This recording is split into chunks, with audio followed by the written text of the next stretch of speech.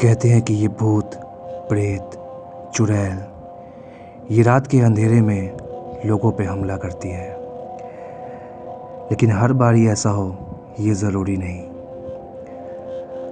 आज की ये कहानी इसी बात को प्रूव करती है। एजुकेशन पूरी करने के लिए छोटे शहर से मैं दिल्ली अपने 3 दोस्तों के साथ आया था। दिल्ली में मुझे एक फ़्लैट की तलाश थी और बहुत जल्द मुझे एक फ़्लैट मिल भी गई। एक्चुअली वो बिल्डिंग अभी जस्ट बनी थी और काफ़ी अच्छे दाम में वहाँ मुझे एक फ़्लैट किराए पे मिल गई। वो एक 2 BHK था। तो मेरे 2 दोस्त एक रूम में रहते थे और मैं अपने एक दोस्त के साथ एक रूम में रहा करता था। फ्लैट काफ़ी अच्छा था। 10 दिन से हम सब उसी फ्लैट में थे। काफ़ी सुकून और शांति था उस फ्लैट में। लेकिन मुझे क्या पता था कि जितना सुकून उस फ्लैट में है, मेरी ज़िंदगी से सुकून छीनने वाला था। एक रात मैं सोया हुआ था अपने कमरे में कि तभी बहुत तेज़ प्यास लगने के कारण मेरी आँख खुल गई। मैंने अपने मोबाइल में टाइम देखा तो रात के करीब 1 बज रहे थे। पानी पीने के लिए मैं हॉल की तरफ जाने लगा। फ्रिज हॉल में ही रखी हुई थी। पिछले 10-12 दिन से मैं उस फ्लैट में था, इसलिए कौन सी चीज़ किस जगह पे है ये मुझे अच्छे से अंदाज़ हो गया था। इसलिए मैंने हॉल का लाइट भी ऑन नहीं किया। मैं अंधेरे में ही फ्रिज की ओर बढ़ रहा था कि तभी मेरा पैर किसी चीज़ से टकराया। बिल्कुल हॉल के बीच में। जैसा कि मैंने बताया कि मैंने लाइट ऑन नहीं किया था, इसीलिए हॉल में पूरे तरीके से अंधेरा था। लेकिन मैं पैर से ही उस चीज़ को टच करके देखने लगा कि आखिर ये है क्या। और सच बताऊं तो जब मैं पैर से उस चीज़ को टच कर रहा था, वैसे वैसे मेरे दिल की धड़कन बढ़ते जा रही थी, सांसें तेज़ हो रही थी, क्योंकि मुझे अंदाज़ा हो चुका था कि ये जो कुछ भी है ये सही नहीं है। डरते डरते मैंने अपने पॉकेट से फ़ोन को निकाला और फ़ोन के टॉर्च को ऑन किया। जब मैंने फ़ोन के टॉर्च को ऑन किया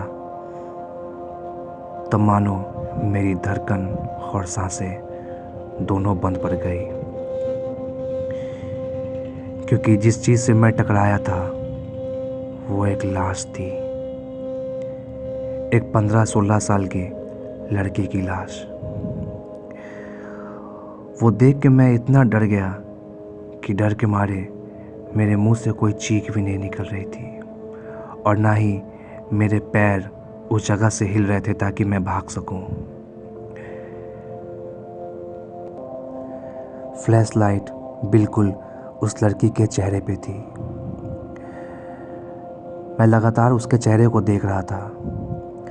और एक बात और, वो लाश हॉल के बिल्कुल बीचों बीच में रखी हुई थी और वो लाश बिल्कुल ऐसे रखी थी जैसे मानो कि उसके ऊपर कफन, बगल में वो अगरबत्ती, माला, सब कुछ। मैं अभी भी लगातार उसके चेहरे को देख रहा था। फ्लैश लाइट बिल्कुल उसके चेहरे पे थी कि तभी उस लड़की ने एक झटके से अपनी आंखें खोल दी और उसके चेहरे पे एक बड़ी सी मुस्कान आ गई। खौफनाक, भयानक मुस्कुराहट। अब बस बहुत हो चुका था। मैंने एक ज़ोर से चीख मारी और मैं वापस अपने कमरे की ओर भागा। मेरी चीख सुन के मेरे दोस्त उठ चुके थे और वो भागे भागे मेरे पास आए। उन्होंने मुझसे पूछा कि क्या हुआ, तो मैंने उन्हें सारी बात बताई। चेक करने के लिए वो सभी लोग हॉल में आए लेकिन जब लाइट ऑन की गई तो वहाँ पे ऐसा कुछ भी नहीं था। मेरे दोस्त ने मुझे समझाया कि शायद तूने कोई सपना देखा होगा, सो जा। सच बताऊं तो मैं भी कंफ्यूज था कि अभी अभी जो मेरे साथ हुआ है ये सपना था या सच।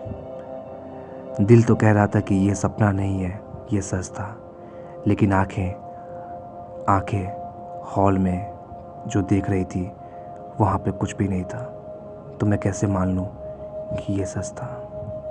खैर, उस रात तो मुझे नींद नहीं आई,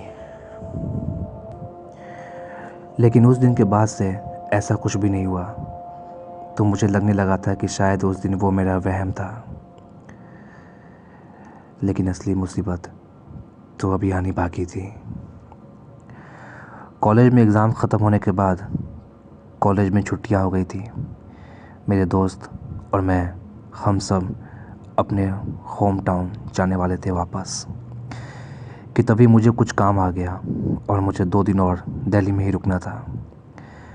मैंने दोस्तों को कहा कि तुम लोग चले जाओ, मैं 2 दिन बाद आ जाऊंगा। सच बताऊं तो मैं उस घटना के बारे में बिल्कुल भूल चुका था, लेकिन मेरे दोस्तों के जाने के साथ एक शाम मैं बैल्कनी में बैठ के चाय पी रहा था कि तभी मुझे वो घटना फिर से याद आ गई, और उस घटना को याद करते ही मेरे शरीर में फिर से डर की एक लहर दौड़ उठी। पता नहीं क्यों, लेकिन मुझे अचानक से बहुत डर लगने लगा था। ऐसा लग रहा था कि जब रात होगी तो मेरे साथ कुछ ना कुछ गलत होगा, लेकिन मैं अपने मन को समझा रहा था कि ऐसा कुछ भी नहीं होगा। लेकिन जैसे जैसे बाहर अंधेरा हो रहा था वैसे वैसे डर मेरे अंदर बढ़ता जा रहा था। फाइनली रात हो चुकी थी। मैं अपने कमरे में यूट्यूब में वीडियो देख रहा था ताकि मुझे डर न लगे और मेरा दिमाग उस बातों पे ना जाए। नींद तो मुझे बिल्कुल नहीं आ रही थी। फ़ोन यूज़ करते करते रात के करीब 12 बज चुके थे, और 12 बजे मेरा इंटरनेट अपने आप काम करना बंद कर दिया। मैंने कई बार अपने फ़ोन को ऑन ऑफ भी किया, लेकिन कोई फ़ायदा नहीं। मेरे फ़ोन में सिग्नल आ ही नहीं रहा था। मैंने फ़ोन को साइड में रख दिया और मैं सोने की कोशिश करने लगा, और कुछ ही टाइम में मुझे नींद भी आ गई। लेकिन करीब 1 घंटे बाद मेरी नींद किसी आवाज़ से खुली।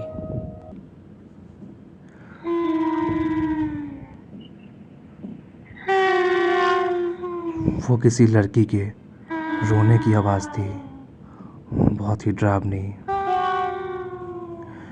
मेरी आँख खुली। वो आवाज़ सुनते ही मानो मेरे अंदर डर बहुत ज़्यादा बढ़ चुका था। मैं डरते हुए अपने बेड से उठा और मैं उस आवाज़ के पीछे पीछे जाने लगा। उस आवाज़ का पीछा करते हुए जब मैं अपने कमरे से बाहर निकला तो मैं बाहर हॉल में आ चुका था। लेकिन अभी तक जो रोने की आवाज़ आ रही थी वो आवाज़ अब किसी के हंसी में बदल चुकी थी। मुझे बिल्कुल भी समझ में नहीं आ रहा था कि आखिर ये हो क्या रहा है मेरे साथ, और ये आवाज़ आखिर आ कहाँ से रही है। मैं डरते डरते हॉल में खड़े होके बोल रहा था, कौन है वहाँ पे। तभी मुझे ऐसा एहसास हुआ कि वो आवाज़ दूसरे कमरे से आ रही है।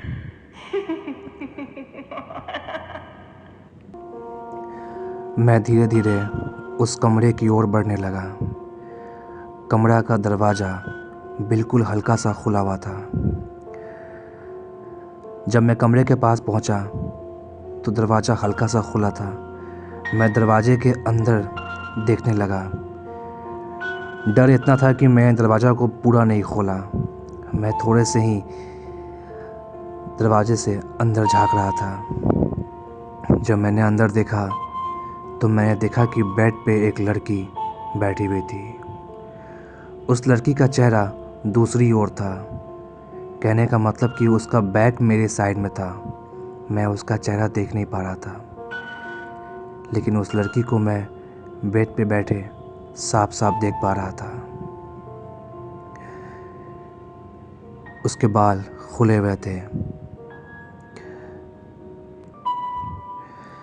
लेकिन डर इतना था कि मैं उससे पूछना चाह रहा था कि कौन हो तुम, लेकिन मैं उससे पूछ नहीं पा रहा था कि तभी दरवाज़ा हल्का सा और खुला, और दरवाज़ा खुलते के साथ हल्का सा एक आवाज़ हुआ, जिस आवाज़ से वो लड़की हल्का से मेरी ओर पलटी।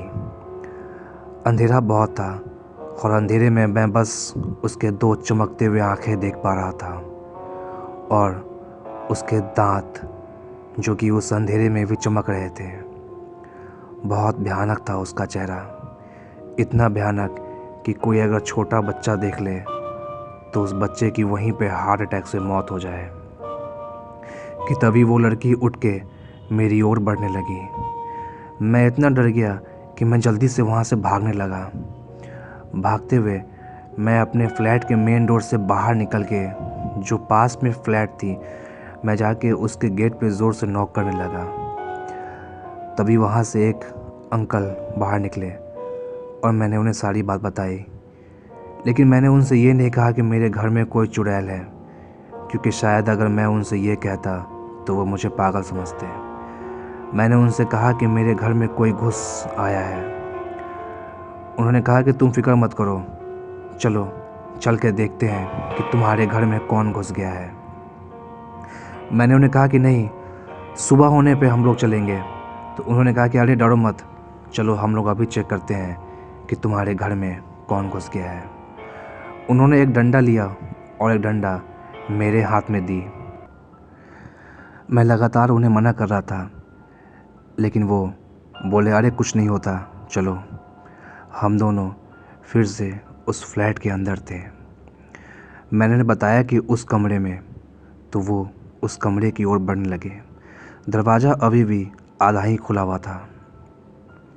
हम दोनों चुपके चुपके उस कमरे की ओर बढ़ रहे थे।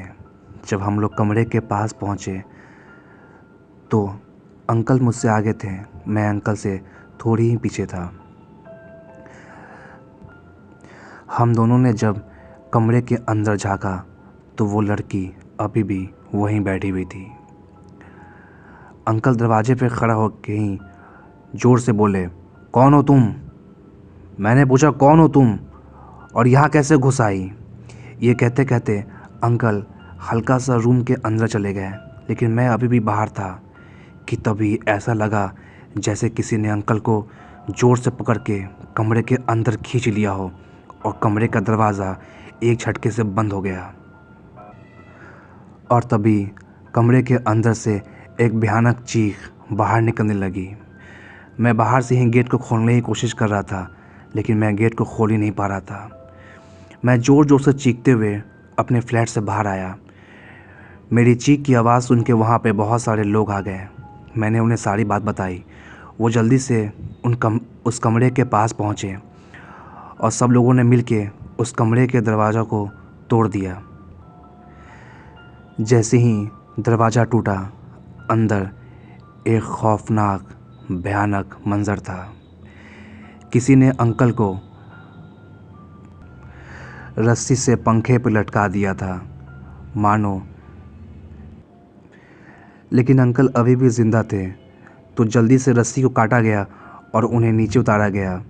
लेकिन वो बिल्कुल बेहोश हो चुके थे, तो जल्दी से सब लोगों ने उन्हें उठा के हॉस्पिटल ले जाने लगा।